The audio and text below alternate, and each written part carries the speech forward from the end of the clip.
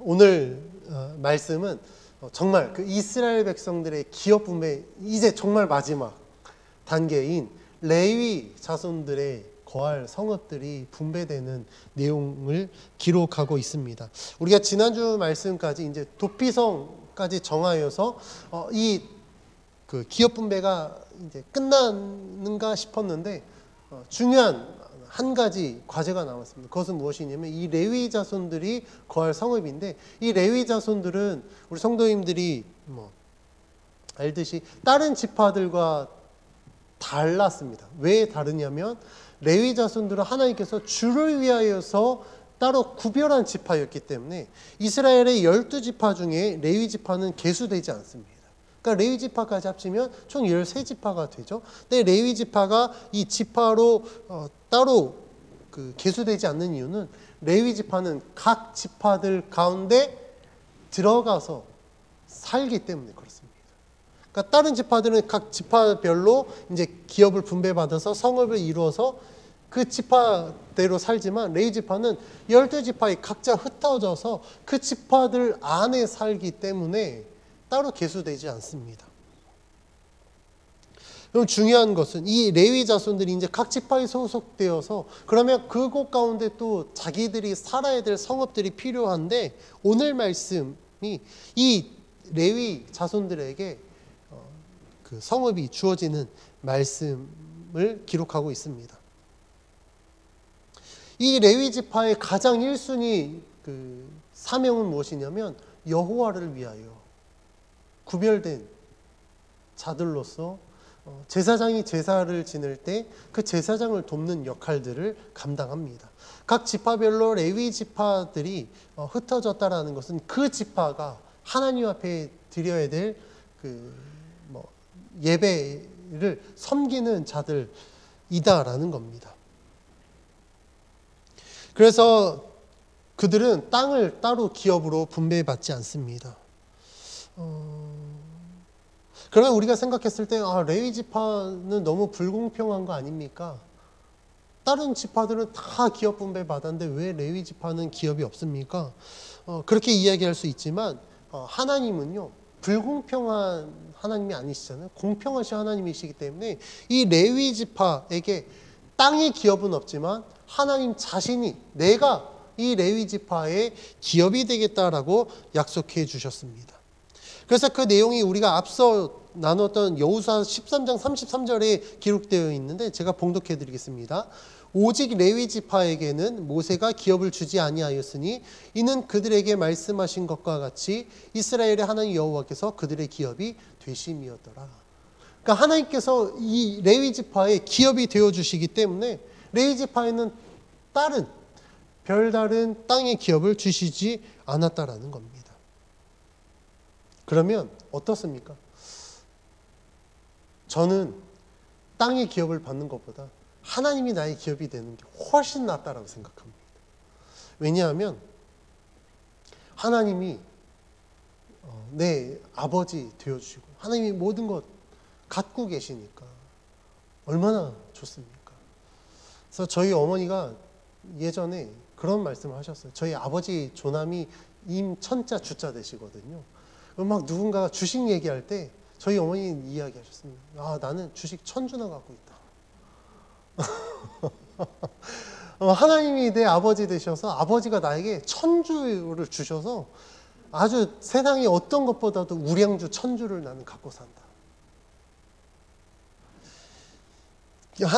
저희 어머니께서 그렇게 이야기하신 이유는 저희 아버지가 병약했잖아요. 그런데 하나님께서 이 남편을 주신 것은 하나님의 은혜가 있었다라는 그 믿음의 고백으로 드린 거거든요.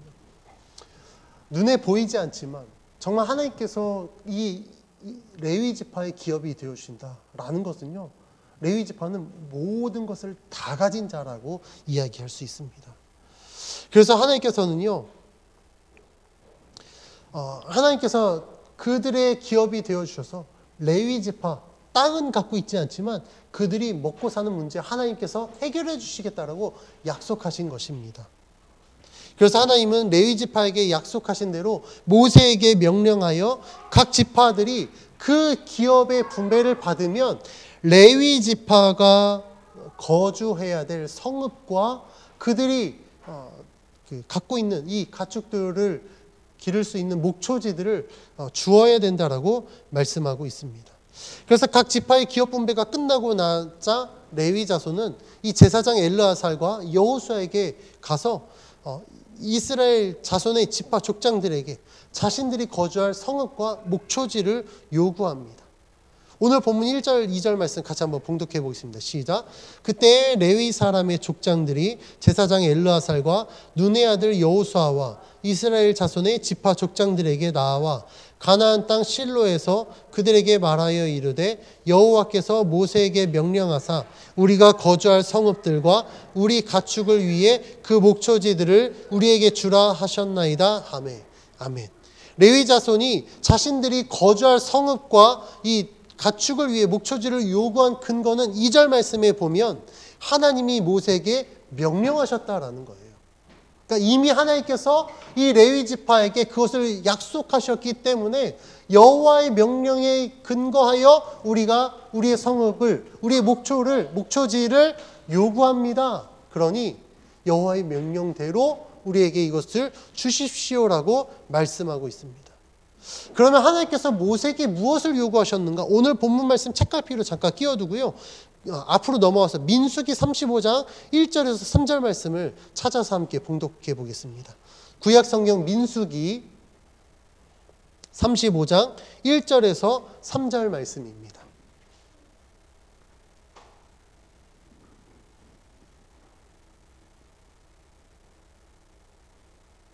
민수기 35장 1절에서 3절 다 찾으셨나요? 네. 함께 봉독합니다. 시작. 여호와께서 여리고 맞은편 요단강가 모압 평지에서 모세에게 말씀하여 이르시되 이스라엘 자손에게 명령하여 그들이 받은 기업에서 레위인에게 거주할 성읍들을 주게 하고 너희는 또 그 성읍들을 두르고 있는 초장을 레위인에게 주어서 성읍은 그들의 거처가 되게 하고 초장은 그들의 재산인 가축과 짐승들을 둘 곳이 되게 할 것이라. 아멘. 하나님께서는 이미도 가나안을 정복하기 전에 모세에게 이렇게 말씀하셨습니다. 너희가 가나안을 정복하고 각 지파별로 기업이 분배가 되면 레위인들이 거주할 성읍과 또한 그들이 갖고 있는 가축들, 짐승들을 둘 곳, 목초지들을 그들에게 주어서 그들이 너희 성읍에 거주할 수 있게 하여라. 이미 하나님께서 미리 말씀하셨다라는 거예요. 하나님께서 이렇게 모세에게 명령하신 이유는 레위 자손을 하나님을 위한 지파로 따로 구별하였기 때문에 그렇습니다.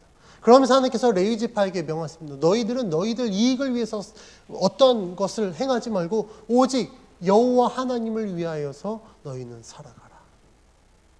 그러면 먹고 사는 문제는 어떻게 합니까? 그건 하나님이 책임져 주시겠다라고 약속하신 거예요. 그래서 내가 너희의 기업이 되겠다라고 약속하여 주셨고 하나님께서는 그들이 거주할 성읍과 그들이 갖고 있는 이 가축들을 기를 목초지까지도 하나님이 이미 약속해 주신 것입니다. 그래서 레위 지파는 우리가 주를 위해서 헌신하기로 작정하였을 때 하나님이 우리들에게 약속하신 그 땅을 이제는 우리들에게 주십시오라고 요구하는 것입니다.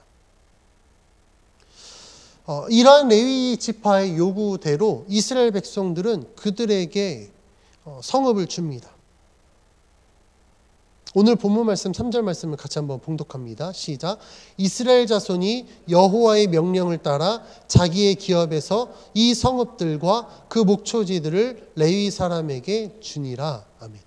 이스라엘 백성들이 레위 자손들의 요구대로 성읍과 목초지를 준 그 근거는요. 3절 말씀에 기록된 대로 여호와의 명령이었기 때문에 그렇습니다. 그러니까 여호와의 명령을 따라 레위 자손들은 자신의 삶을 주님 앞에 드렸고 이스라엘 백성들은 여호와의 명령을 따라 레위 자손들을 위하여서 자신들의 기업 중에 성읍과 목초지들을 그들에게 주었습니다. 이 사실이 중요한 이유가 있습니다. 그것은 무엇이냐면 이 이스라엘 백성들은 지금 하나님 앞에 철저하게 순종하는 믿음의 공동체로 지금 행하고 있는 것이거든요. 이스라엘 백성들이 출애굽을 했습니다. 광야 생활을 지나 하나님이 약속하신 가나안 땅을 정복하고 또한 그곳에서 이제 기업을 분배받기까지 이 모든 여정 가운데 함께 하신 분이 하나님이셨습니다. 그러니까 그 여정을 계획하시고 그들을 인도하셔서 그들에게 모든 것을 허락하신 분이 하나님이라는 사실이에요. 이스라엘 백성들이 중간에 비록 불순종하고 하나님을 원망하는 죄를 범하기도 하였지만 궁극적으로는 하나님의 약속을 받아서 하나님이 명하신 대로 행하였기 때문에 출애굽을 할 수 있었습니다. 출애굽한 이후에 광야 가운데서도 하나님의 인도하심을 따라 살았기 때문에 광야 생활을 지나서 가나안에 들어갈 수 있었던 거예요.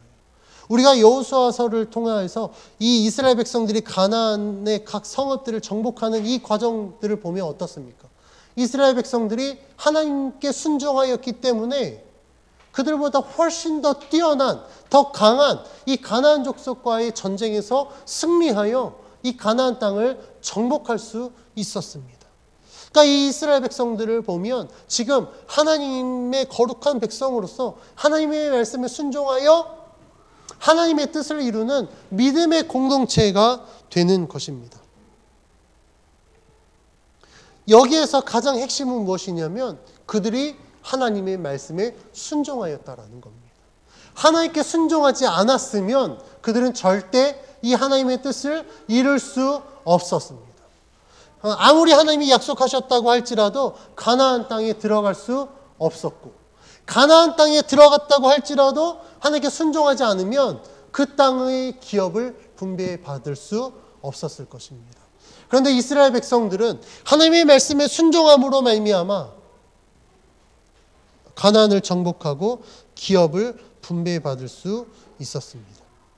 그래서 이스라엘 백성이 이 여호와의 명령을 따라 레위 자손들에게 자신의 기업 중에 성읍과 목초지를 주었다라는 것은 이스라엘 백성들이 하나님의 말씀에 순종하여 하나님의 뜻을 따라 행하는 건강한 믿음의 공동체다라는 사실을 보여줍니다. 자, 이스라엘 백성들은 한 공동체였습니다. 우리가 그 사실을 알 수 있는 것은 이 가나안 정복을 보면 알 수 있는데 우리가 그 요단강을 건너기 전에 이 르우벤, 갓, 므낫세 반지파가 그 요단 동편의 땅을 먼저 요구하죠. 모세에게. 근데 모세가 허락하지 않습니다. 그 이유가 무엇이었습니까? 그 땅을 줘버리면 거기에 눌러 앉아서 살고 가나안을 정복해야 되는데 이 르우벤, 갓, 므낫세 반지파가 이 가나안 정복에 동참하지 않을 것을 우려해서 모세가 반대합니다. 그때 이 세 지파가 뭐라고 약속하죠? 우리가 이 땅을 기업으로 주면 이 가축들과 이 부녀자들은 여기에다 두고 우리가 그 싸움에 함께 동참하겠다 약속합니다. 그리고 그 땅을 기업으로 분배받은 이 지파는요 약속을 지키죠. 그래서 요단을 건널 때 가장 먼저 건너고 앞장서서 가나안 정복에 함께 합니다. 그리고 가나안을 정복하고 나서 기업 분배받을 때 다시 이제 요단 동편에 가서 자기들이 기업을 분배받은 성읍에 거주합니다. 이걸 통해서 우리가 알 수 있는 것은 이스라엘 백성들은 한 공동체라는 거예요. 요단 동편을 기업을 이미 분배받아서 내가 받을 거 다 받았으니까 나는 이제 남을 나라가 아니라 기업 분배받은 것은 받은 것이고 우리는 한 번 공동체이기 때문에 하나님이 약속하신 그 가나안 정복을 이 르우벤, 갓, 므낫세 반지파가 동참하겠다라는 것을 통하여서 이스라엘은 한 공동체구나라는 사실을 우리가 알 수 있습니다. 이러한 관점에서 이 레위 지파가 주를 위하여서 헌신하겠다라고 하였고 각 지파에 흩어져서 각 지파의 예배 그 영적인 부분들을 신앙적인 부분들을 위해서 헌신했을 때 이 지파들은 나몰라라 하지 않았다라는 거예요. 레위 지파를 위해서 우리의 것을 드려 그들이 먹고 살 수 있도록 그들의 생계를 책임지고 함께 동참했다라는 겁니다. 그래서 우리가 성경에 보면 하나님께서 이 레위 지파의 그 먹고 사는 재산의 문제는 이 백성들이 드려진 것에 일부를 취하여 레위 자손들에게 줍니다. 그러니까 성읍과 목초지뿐만 아니라 먹는 것, 그 재산 문제도 하나님께서 그렇게 채워주십니다. 이러한 레위 지파가 주를 위해서 헌신하고 다른 백성들이 그들의 필요를 채워주는 전통은요, 우리 기독교에서도 동일하게 전승되었습니다. 그래서 성직자가 교회를 위해서, 어떤 성도들을 위해서, 하나님을 위해서 헌신할 때 성도와 교회는 이 성직자의 생계를 책임졌습니다. 지금은 그 성미를 뜨는 교회가 없지만 제가 어렸을 때는요, 성미를 떴습니다. 그러니까 한 주 동안 살아가면서 밥을 하면 그 쌀 일부를 성미 이 보따리가 있거든요. 그 보따리에 이제 합니다. 채워서 주일날 교회에 올 때 아니면 뭐 구역 예배 드릴 때 성미를 드리기도 했고요. 주일날 교회 오면 교회 예배당 입구에 헌금 한 필경대 옆에 성미함이 있어서 한 주 동안 모아온 쌀을 거기다 넣었습니다. 그러면 그 쌀을 모아서 목회자들을 지원하기도 했고, 주변에 가난한 이웃들, 뭐 지금 이제 밥 못 먹고 사는 집이 거의 없지만 제가 어렸을 때만 해도 밥 굶는 집들 꽤 많이 있었거든요. 그래서 그 쌀을 모아서 가난한 이웃들에게 나누어 주었습니다. 뿐만 아니라 성도들이 드려진 헌금이 교회의 운영을 위한 자금으로 쓰이기도 합니다. 그래서 뭐 목회자들의 사리비가 지급되고 교회 여러 시설들 운영하는 데 쓰이기도 합니다. 이러한 개념은요, 구약에 나타난 이 레위 자손들이 하나님을 위해서 헌신했을 때 그의 경제적인 부분들은 다른 이 공동체 구성원들이 책임지는 이 믿음의 공동체의 모습에서 우리가 알 수 있듯이 교회 공동체가 그것을 그대로 전승하였다라는 겁니다. 그래서 나의 영적인 부분을 책임져주는 레위 지파를 위하여서 우리가 열심히 경제 활동을 하니까 그 경제 활동을 통해 얻어진 소산의 일부를 그들을 위해서 지원하고, 레위 지파는 온전히 자신의 삶을 하나님을 위해서 헌신하여서 섬기는 삶을 사는 것입니다. 그래서 영적인 부분과 육적인 부분을 서로가 서로 공급하고 채우면서 한 몸 한 공동체를 이루어감을 오늘 말씀이 보여주고 있습니다. 저는 오늘 본문을 통해서 특별히 강조하고 싶은 두 가지가 있는데, 그 두 가지의 핵심은 우리가 주를 위해서 헌신하면 하나님은요, 그 헌신을 통하여서 하나님이 그 모든 필요를 책임져 주신다라는 사실입니다. 레위 지파가 주를 위해서 헌신하기 위해서 구별됐죠. 다른 지파와 달리 어떤 기업도 주지 않았습니다. 그리고 경제적인 활동도 허락되지 않았어요.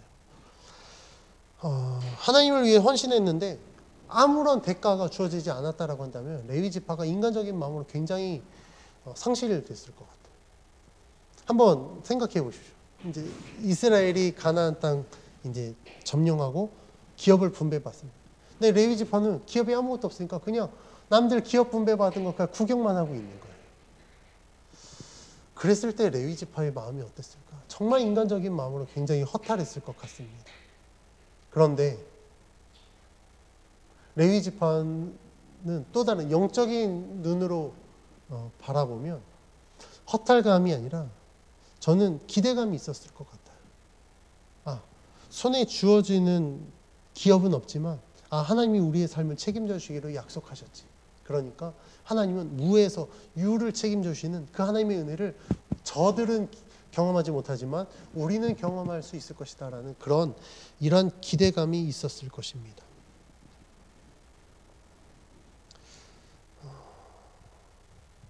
그래서 레위 지파는요, 그 가운데서도 하나님의 이 인도하심을 따라 믿음으로 순종할 수 있었던 것입니다. 이스라엘 다른 백성들은 어떻습니까? 자신들이 기업으로 받은 것을 레위 지파에게 주는 것을 아까워할 수도 있어요. 인간적인 마음으로. 아니 내 건데. 우리에게 줬다 뺏는 게 어디 있어? 라고 생각할지 모르겠습니다.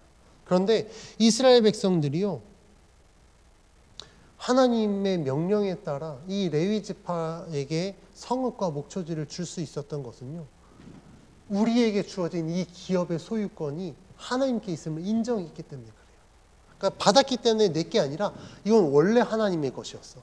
하나님의 것을 우리들에게 주셨으니까 하나님, 우리들에게 주신 하나님의 것의 일부를 하나님의 명령대로 우리가 다시 내어드립니다 라는 겁니다.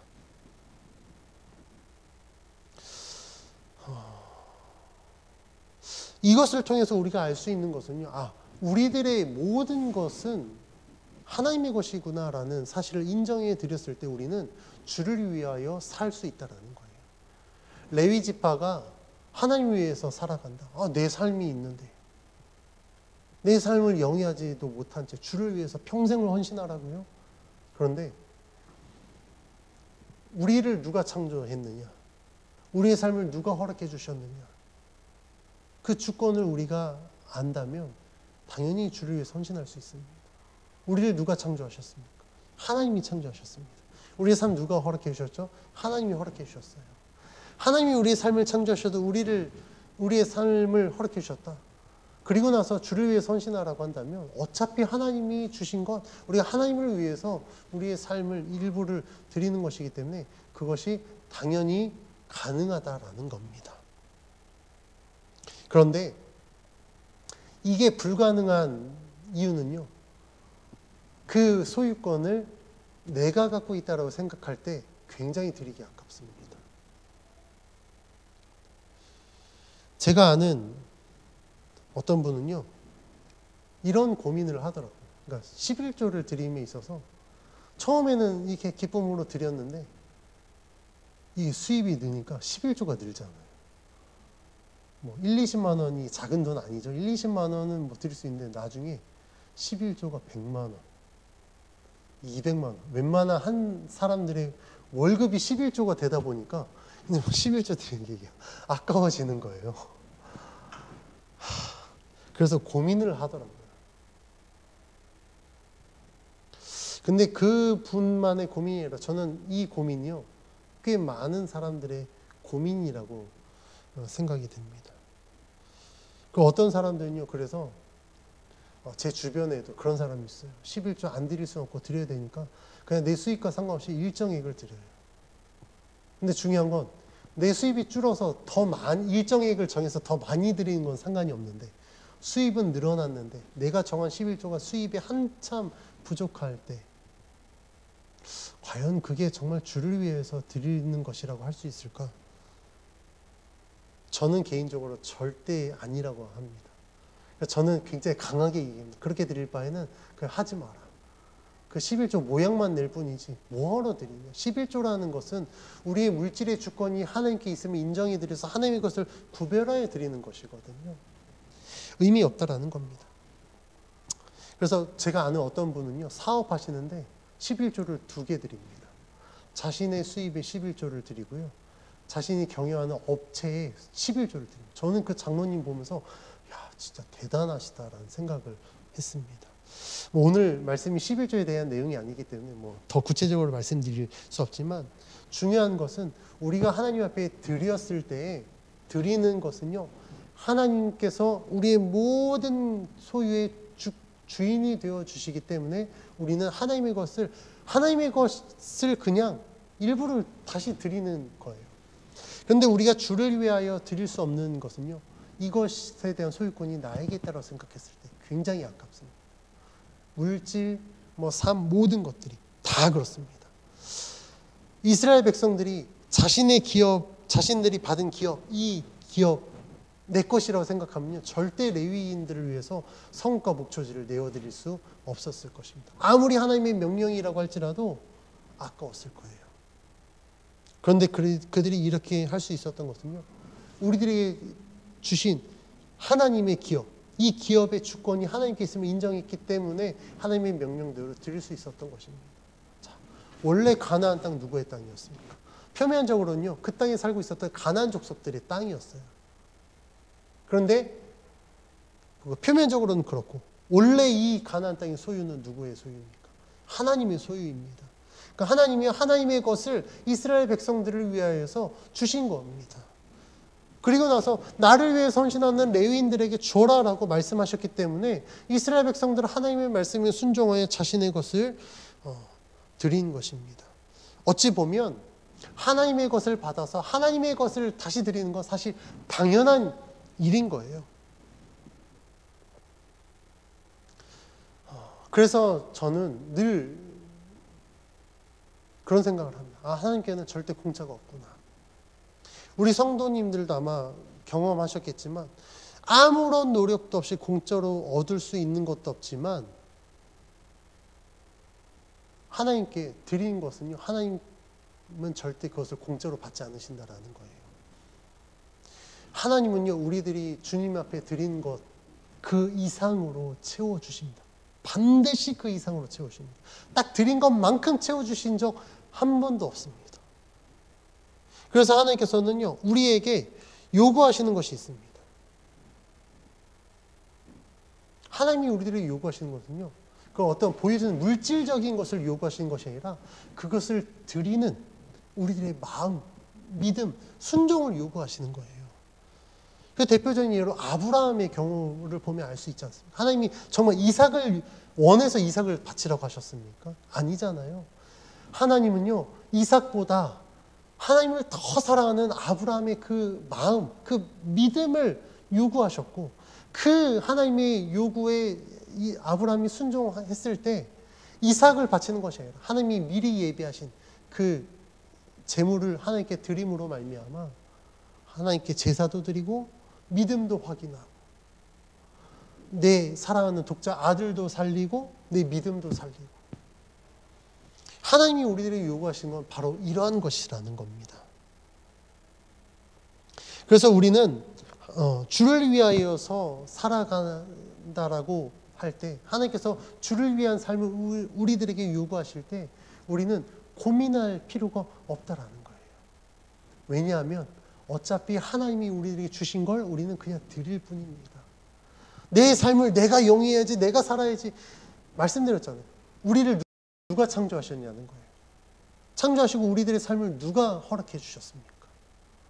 하나님이 우리를 창조하셨고 우리의 삶을 하나님이 주셨습니다. 그러면 어차피 하나님이 주신 것, 우리가 주를 위해서 얼마든지 드릴 수 있다라는 겁니다. 그래서 하나님께서 우리들에게 요구하시는 거는요, 정말 우리의 삶 자체, 하나님이 뭐가 아쉬워서 우리의 삶을 요구하시겠습니까? 하나님이 우리들에게 요구하시는 건 그 어떤 것보다도 하나님이 우리들의 삶의 주인 되심을 인정하는 그 믿음, 하나님이 요구하셨을 때 하나님께 드릴 수 있는 그 순종을 우리들에게 요구하시는 것입니다. 그래서 저는 오늘 본문을 통해 사실 두 가지 사실에 집중하고자 합니다. 첫 번째는 레위인들의 하나님께 헌신한 자들로서 구별되어 자신의 삶을 드렸을 때 하나님은 그들의 모든 필요를 채워주신다라는 겁니다. 그리고 두 번째는 레위인에게 자신들의 기업 중 성읍과 목초지를 내어준 이스라엘 백성들은요, 주를 위하여서 자신의 것을 드렸다라는 겁니다. 그들이 자신의 것을 드릴 수 있었던 것은 내가 받은 것에 대한 그 소유권이 나에게 있지 않고 하나님께 있다라는 것을 그들이 인정했기 때문에 하나님의 명령대로 자신의 것을 드렸다라는 겁니다. 자, 이 두 가지 사실을 통해서 우리가 알 수 있는 것은요, 레위인도 손해보는 인생이 아니었고 이스라엘 백성도 손해보는 인생이 아니었다라는 거예요. 레위인은 자신의 삶을 주를 위해서 헌신하였을 때 하나님이 약속하신 대로 이스라엘 지파의 각 지파에 들어가서 살면서 그들이 거주할 성읍과 목초지를 얻었고, 이스라엘 백성들은 주를 위해서 자신의 기업을 드렸을 때 하나님께서 그들의 삶의 안녕을 책임져 주셔서 아마도 그들이 영적으로 하나님 앞에 거룩한 백성으로 살아갈 수 있는 그 삶의 원동력을 얻게 된 것입니다. 그러니까 누구도 주님 앞에 드렸지만 손해보는 인생이 없었습니다.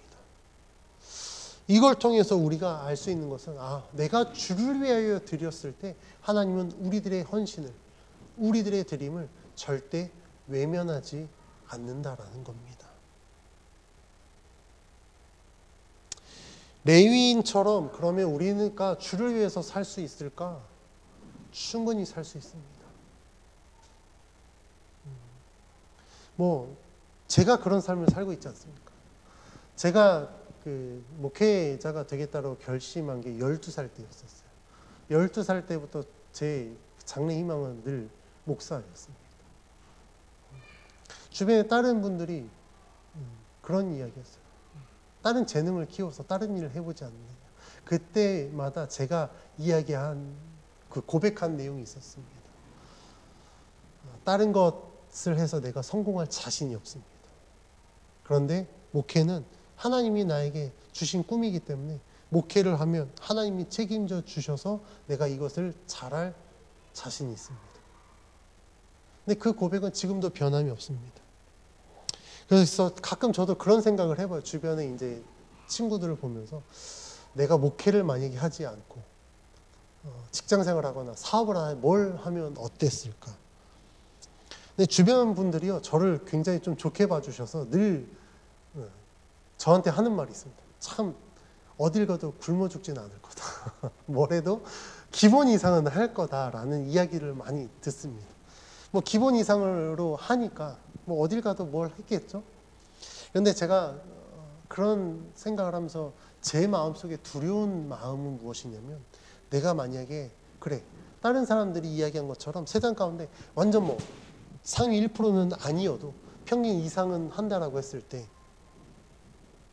과연 내가 정말 주를 위한 삶을 살 수 있을까? 지금 목회자니까, 목회자여서 헌신하니까 주를 위해서 산다고 하지만 우리 성도님들처럼 똑같이 돈 벌고 세상 가운데 들어가서 살면서 주를 위한 삶으로 헌신할 수 있을까? 제 주변 친구들 보면서 자신이 없더라고요. 똑같이 돈 좀 벌고 하면 요즘에 그렇게 주변에 골프 치러 다니는 사람들이 많더라고요. 저는 골프는 굉장히 부자들만 치는 줄 알았더니 아닌 것 같아요. 아니면 부자여서 치는 건지 모르겠는데 똑같이 골프 치러 다니고 하고 여행 다니고 코로나 때문에 여행 안 다니지만 그러지 않았을까? 다른 사람들처럼 주식하고 열심히 돈 벌어서 투자해서 집 사고 그러면서 주를 위한 삶을 살 수 있었을까? 라는 생각을 했을 때 사실 자신이 없더라고요. 그래서 제가 그런 친구들을 보면서 늘 하나님께 감사합니다. 하나님 목회자로 헌신하기를 참 잘한 것 같습니다. 내가 만약에 세상의 것을 꿈꾸면서 세상을 위해서 살았다면 어땠을까? 그래서 제가 교회를 개척하고 난 이후에 주변 분들에게 가장 많이 듣는 인사가 무엇이냐면 밥은 먹고 사냐예요. 그래서 제가 그럽니다. 시대가 어느 시대인데 개척교회 목회자가 밥 굶고 살겠습니까? 신도시에 들어와서 밥 굶고 살면 교회 문 닫아야 됩니다. 부담돼서 목사가 밥도 못 먹고 사는데 부담돼서 어디 교회 오겠습니까? 그래서 그렇게 이야기하면 저는 늘 이야기합니다. 밥만 잘 먹고 사는 게 아니라 전 고기도 잘 먹고 삽니다. 이렇게 이야기합니다. 그러면서 제가 강조하는 말인데 하나님께 헌신하는 자는 하나님이 책임지십니다. 그러니까 개척교회도요. 성도들이 개척교회를 일으켜 세우는 게 아니라 하나님이 개척교회 책임지시는 거예요. 그래서 주님 앞에 헌신할 수 있는 것이거든요. 그래서 제가 경험해 보니까 하나님께 헌신하는 자는 정말 하나님이 책임져 주십니다. 만약에 주를 위해서 헌신했는데 정말 굶고 살거나 정말 세상이 보기에 보잘것없는 정말 그런 인생을 산다면 누가 주를 믿고 주를 위해서 헌신하겠습니까? 그런데요, 하나님은요, 하나님께서 우리들에게 말씀하신 대로 너희는 무엇을 먹을까 입을까 마실까 염려하지 말라. 그것은 이방인들이 요구하는 것이다. 그래서 우리들에게 요구하시지 않습니까? 너희는 먼저 그의 나라와 의를 구하라. 그리하면 이 모든 것을 너희에게 더하시겠다. 실제로 하나님은 그렇게 채워주십니다. 제가 그렇게 헌신하고 제가 그렇게 살아보니까 하나님이 그렇게 채워주시더라고요. 사랑하는 성도 여러분, 하나님께 헌신하는 것은요, 결코 손해보는 것이 아닙니다. 아까 말씀드린 것처럼 내 것을 드리는 게 아니에요. 하나님께로부터 받은 것을 그러니까 주를 위해서 드리는 것일 뿐입니다. 그러면 하나님은요, 우리들이 주님 앞에 드리는 그 마음, 그 믿음, 그 순종을 보시고 우리들에게 주님 앞에 드린 것 그 이상으로 하나님은 채워주신다라는 사실을 분명히 기억하셨으면 좋겠습니다. 이것을 경험하지 못한 자들이 드리는 것이 아까워서 이거 내 것 드리면 내가 이거 빼앗기는 거 아니야 라고 두려워하고 염려하니까 하나님 앞에 헌신하지 못하는 것입니다. 주를 위해서 헌신하는 자는요, 하나님께서 이 채우시는 은혜를 경험했기 때문에 하나님 앞에 드림에 있어서 절대 인색하지 않습니다. 오히려 더 드립니다. 그래서 저는요, 11조를 할 때 저는 사실 더 드립니다. 뭐 예를 들면 11조 95,000원 드려야 된다. 그럼 저는 그냥 10만 원 드려버려요. 다 올려버립니다. 거기는 사실 좀 속셈이 있거든요. 다음번 11조는 10만 원 드릴 수 있도록 하나님께서 더 채워주시겠지라는 얄팍한 상술이 있기는 하지만 제가 그렇게 드리는 이유는요, 어차피 많이 드리지도 못한데 거기서 또 10원짜리까지 계산하겠느냐. 저는 그래서 어차피 많이 드리지도 못하니까 하나님 앞에 더 드리자. 인색함으로 드리면 더 드리자. 그래서 저는 원래 청년 때부터, 어렸을 때부터 드릴 헌금이 없으면 더 그냥 드려버렸습니다. 내가 그냥 간식 안 먹고 말지, 안 쓰고 말지. 그리고 주님 앞에 더 드려버립니다. 그러니까 제 인생에 있어서 제가 목회자로 헌신했고 신학생이었고 목회자여서가 아니라 물질이 없다고 해서 저는 헌금을 줄이지 않습니다. 없으면 헌금을 더 늘렸습니다. 그런데요, 하나님은 그 마음을 아셨는지 이제껏 단 한 번도 제 입에 거미줄 친 적이 없으셨습니다. 제 삶도 동일합니다. 제가 목회자로서 주님 앞에 헌신했을 때 누구보다도 저는 성공한 인생으로 하나님께서 채워주실 줄 저는 분명히 신뢰합니다. 물질적으로 성공은 못했을 거예요. 목회자가 물질적으로 성공하면 큰일 납니다. 제가 집을 사고 통장에 잔고하면 그건 위험. 제가 말씀드린 성공한 인생은 정말 주님과 함께하는 백성으로서 성공한 인생을 하나님께서 책임져 주실 것이다라는 믿음의 확신이 있기 때문에 주를 위해서 제가 헌신하는 것입니다. 그래서 우리가 주님 앞에 드린다라는 것은 나의 것을 드려서 아까운 삶이 아니라 정말 하나님께서 원래 나에게 주신 것을 내가 주님께 다시 돌려드린다라는 생각을 하면 주님 앞에 헌신하는 것이 그렇게 어렵지가 않습니다. 그래서 우리가 주를 위하여 산다는 것은 우리의 삶의 주인이 하나님이라는 사실을 인정하는 것에서부터 시작됩니다. 내 삶의 주인이 하나님이라고 인정하지 않으면서 내가 주를 위해서 살 수 없습니다. 하나님이 나를 창조하셨고 하나님이 나를 구원하셨고 나에게 삶을 허락하여 주셨다면 그 주인 되신 하나님을 위해서 내가 하나님이 나를 창조하시고 구원하시고 나에게 삶을 주신 그 목적대로 이제 내가 살겠다라고 주님 앞에 헌신할 때 우리는 그러한 삶을 살 수 있는 것입니다. 오늘 나눠드린 악보 한 장이 있을 텐데 제가 좋아하는 찬양 중에 주의 손에 나의 손을 포개고 라는 찬양이 있습니다. 그 가사의 후렴구를 보면 이렇습니다. 주의 손에 나의 손을 포개고 또 주의 발에 나의 발을 포개어 나 주와 함께 죽고 또 주와 함께 살리라. 영원토록 주 위에 살리라. 주의 손이 나를 위하여 찢기셨습니다. 주의 발이 나를 위해 박히셨습니다. 주님이 나를 위하여서 자신을 희생하셨기 때문에 그 주님의 구원을 받은 자라면 이제는 나를 위해 죽으신 주님을 위해 내가 살겠습니다라고 고백하는 것입니다.